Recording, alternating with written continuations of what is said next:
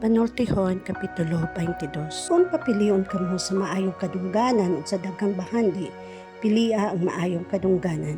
Ang maayong kabubuton mas bililhon pa kaysa sa lapi o bulawan. Walay kalainan ang dato ug ang kapos, kay pareho silang binuhat sa Ginoo. Ang tawong maayog panghuna-huna makakita sa umaabot nga kasamot ug mulikay siya niini. Apan dili kini tagdon sa tawo nga wala maggamit sa iyang hunahuna ug unya magbasol siya sa kaulahian. Pagbaton og kahadlok ug pagtawag sa Ginoo o pagpaubos ug makabatong kag mga bahandi dungog ug taas nga kinabuhi. Kung gimahal mo ang imong kinabuhi, palayo sa mga litag nga maoy mo bitik sa mga dautan. Tudloi ang bata kung isaw niya pagkinabuhi ug hinumduman niya kini sa tibuok niyang kinabuhi. Ang mga kabos ulipon sa taong dato ug ang manghulam maulipon sa nagpahulam kaniya. Pugasog binhi sa paminta ug mag-ani kag katalagman ug ang imong pagpanglupig dili na magpulos. Pag mahinatagod og pambita sa imong pagkaon ang mga kabos o panalanginan ka tungod niini. Inginli ang taong mapahimatason ug muhunong ang panaglalis ug panag-away ingon man ang pagdinautay. Kung matinud-anon ka ug malumo nga musulti, mahimo nimong higala ang mga hari. Patigbabaw sa Ginoo ang kamatuoran pinaagi sa pagbutyag sa bakak. Taong tapulan magpuyo lamang sa balay ug muingon nga tingali unyag tukbon siya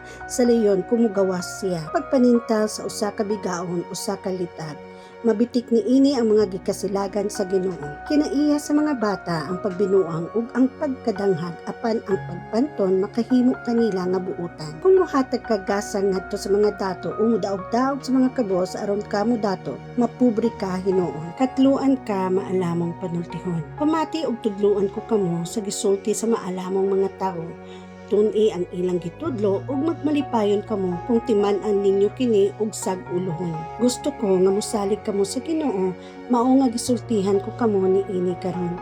Nagsulat ako og 30 ka panultihon alang kaninyo puno kini sa kahibalo ug maayong mga tambag ug pinaagi niini mahibalo kamo kung unsa gayod ang matarong ug matuod aron madala ninyo ang hustong tubag ngadto sa nagsugo kaninyo. Ayaw pamintaha sa taong kabus, abi kay kabus man siya, ug ayaw yataki ang katungod sa tawo nga wala gayoy mahimo diha sa hukmanan.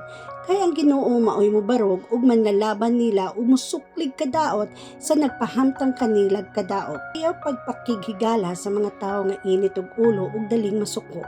Tingali unyag makakaton ka sa ilang batasan ug dili ka na makabiya niini. Ayaw panaad nga ikaw maoy mo garantiya sa mga utang sa laing tawo, kay kung dili ka makabayad, imbargohon nila bisan pa ang imong higdaanan. Ayaw gayod pagbalhina ang karaang utnananan sa inyong yuta nga gipahimutang sa inyong katigulangan. Ang tawo nga maayo sa iyang gimbuhaton mas maayo kaysa kadaghanan ug angay makipag-uban sa mga hari.